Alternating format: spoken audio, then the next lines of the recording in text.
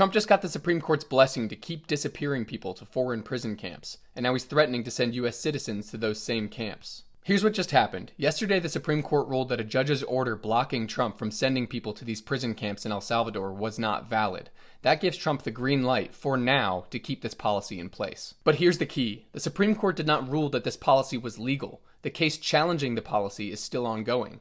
They just lifted the procedural block, not the policy itself. And this ruling came just one day after Trump said out loud that he's open to sending U.S. citizens to these camps that are known for torture, starvation, and indefinite detention. El Salvador, the president there said he would be willing to take American citizens in the federal prison population. Is that one of the ideas you're going to be discussing? Well, I love that. If we could take some of our 20-time wise guys that push people into subways and that hit people over the back of the head and that purposely run people over in cars, if he would take them, I'd be honored to give them. I don't know what the law says on that, but I can't imagine the law would say anything different. If they can house these horrible criminals for a lot less money than it costs us, I'm all for it. So why does the Supreme Court ruling matter? Because while the court allowed Trump to continue using the policy in the short term, they raised some serious red flags. The court ruled that people targeted by this program have to be given a, quote, reasonable chance to challenge it in court.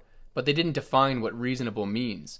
And it leaves each person to fight their cases individually in court, which many people in detention don't have the means to do. But here's the good news. All 9 justices appeared to agree that Trump's use of this 235-year-old wartime law to disappear people without any due process is illegal. We also learned this week from CBS that 75% of the 238 people already sent to El Salvador have zero criminal record, and the rest, mostly nonviolent offenses like trespassing or shoplifting. The scary thing about this policy is that we would have no idea if U.S. citizens were being sent, because people are being denied their right to a court case, and once somebody's in El Salvador, the U.S. says it has no jurisdiction to get them back, even though the U.S. is paying El Salvador to detain these people and filming propaganda in front of them at the prison. Trump is trying to shift the window of what's acceptable to the American people. He's already built an extrajudicial system in which he can detain and deport immigrants in secret, and now he's floating the idea of using it on American citizens that he doesn't like.